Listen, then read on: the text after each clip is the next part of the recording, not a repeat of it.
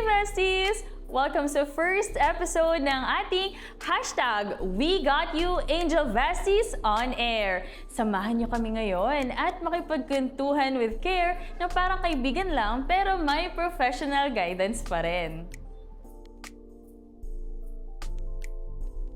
I'm your online bestie, Lay, na laging magpapaalala na kung kailangan mo ng makikinig, don't hesitate to reach out dahil dito sa We Support, hashtag We Got You. And for our first ever episode with me today is a very, ultimately, extremely special guest, our beloved director at ang reyna ng Crisis Intervention Program.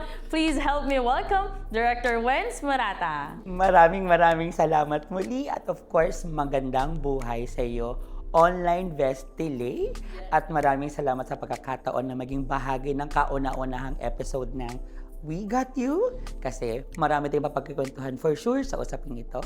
Yes, thank you so much for that, Director. So, ano nga po ba ang bago sa CIP ngayon? Nakita ko po kasi na may bagong Facebook page tayo, boss. So, we're going digital na talaga. Yeah, kasi alam naman natin itong platform na to ang pinaka-easiest way to send our information correctly. Though sometimes marami pa rin ng fake news, but I think we need to ride on that particular challenge.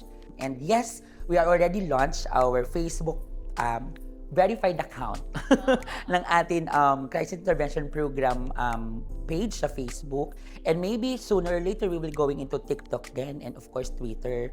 And of course, the We Support program is also visible na ngayon sa atin din pong social media accounts. And speaking of Facebook, Director, so kaliwat kan kasi yung mga nakikita natin sa social media ngayon, especially dun sa nangyari recently sa earthquakes in Cebu and in Davao. So, may dalang takot ito at kaba sa mga nagbabasa, nakakita sa TV. Kasi Director Wenz, when disaster strikes talaga, no, struggle ang mag-focus at makampante kahit anong paghahanda, di ba po? Yeah. Actually, we have to recognize that one of the platform ngayon talaga ng mga kasamahan natin sa paligid is yung pag-access ng information through social media. Pero sometimes kasi the way how the one narrating the story, minsan hindi na nila nafo-focus kung paano ito tatanggapin ng audience eh. Yung end user nung kwento. The only thing that they do is just to narrate the story, di ba? Pero yung pakiramdam, interpretasyon, damdamin ng mensahe, sometimes nagmamatter na kung sino yung magbabasa. At ito yung medyo alarming. Kasi sometimes ang information na siniset natin sa social media, nagbabago siya sa paningin ng bawat isang tao. Maaaring sa'yo, balita siya, pero sa akin mag-i-instill na siya ng fear and worry. And this comes mental health, na parang wala namang intention, pero sobrang takot mo at paano mo ni-receive yung information, nagkakaroon ka na ng pag-overthink, nag-overanalyze ka na, sometimes marami ka nang iniisip na hindi na naging aakma doon sa paano mo dapat sinusolusyonan yung isang impormasyon. And ito yung dapat nating pagtuunan ng pansin. Kasi sometimes talaga hindi man ganun kasimple, ba't napapalalim kung paano talaga natin tinitingnan yung isang kwento. Mm-hmm. So ano nga ba ang intervention or ano ang ginagawa natin para dun sa mga tao? Kasi alam naman natin na yung sa mga directly affected individuals, may mga intervention na tayong ginagawa like nagbibigay ng food packs, dun sa field. So how about those who are not directly affected sa calamities or sa disaster? Actually, we have to look into two different sides of the people eh.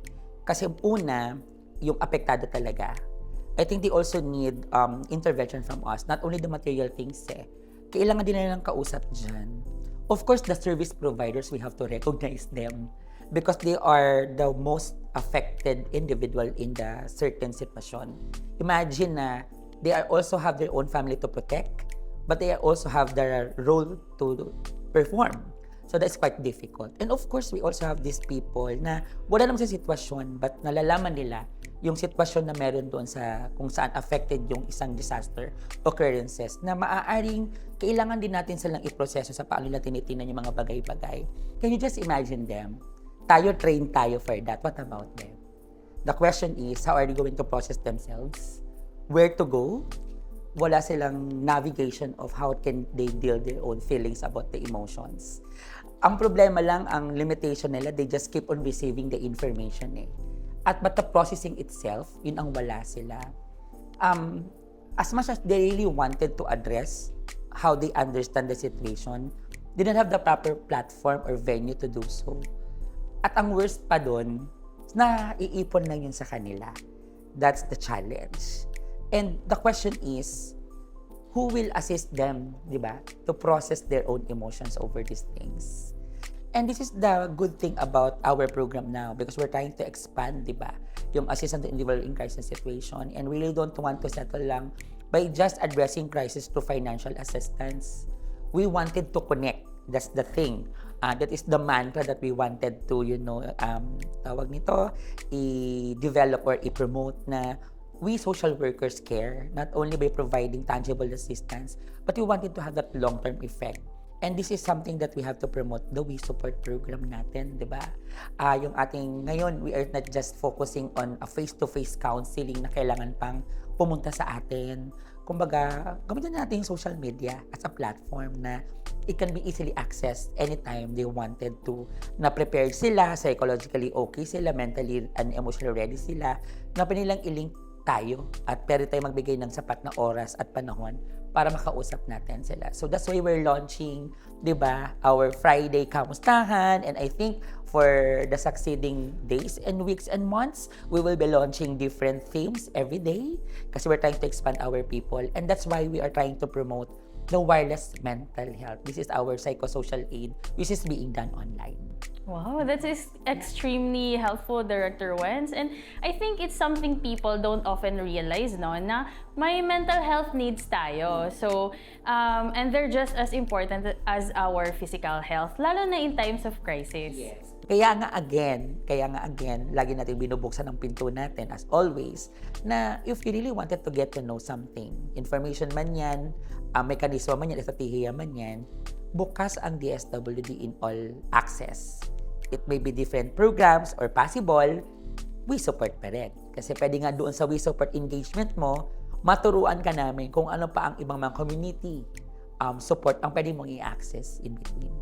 Yes, and that's what access to service means. So it's giving people a moment to breathe and be human again. Kaya sa We Support, talagang we try to make the process easy and safe, right, Director Wenz? So yes, Vesties, just message the page of We Support and they'll guide you step by step. Kahit sa cellphone lang, pwede nyo na yung i-scan ang QR code. Tama, right?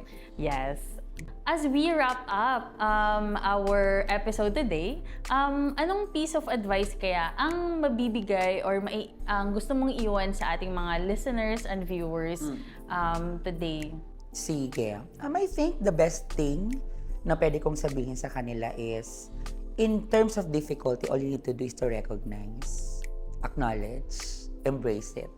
Recognize, acknowledge, embrace it. Oo, kasi sometimes pag meron kang tawag nito, you try to deny that feeling, the more it becomes deeper eh.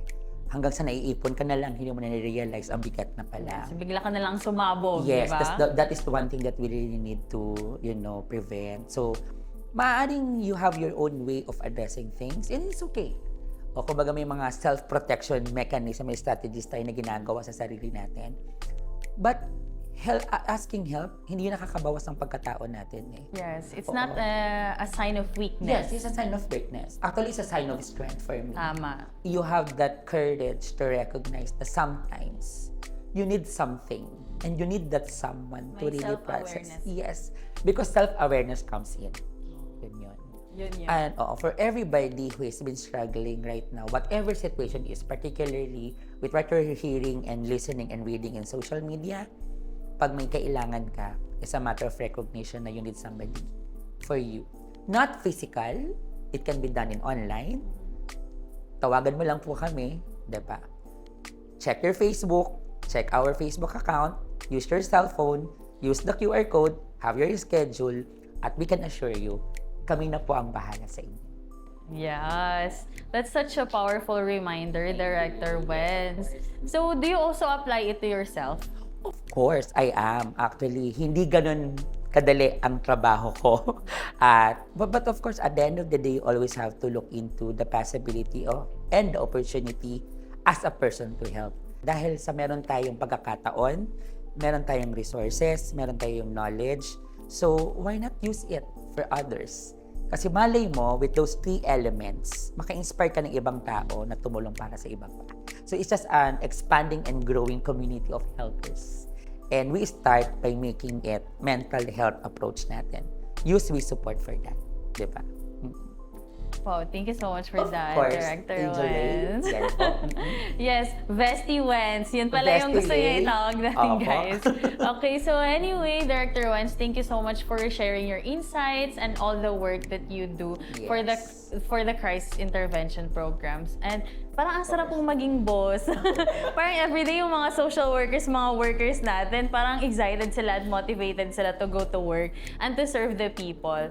Yes, and you remind us that even in the darkest moments, there is always a hand and a heart ready to help. Yes. At kung may nais pa kayong itanong o humingi ng advice patungkol sa mental health, just comment down below, Vesties, at sasagutin namin yan sa susunod naming episode. Ikwento mo yan, Vestie, no pressure!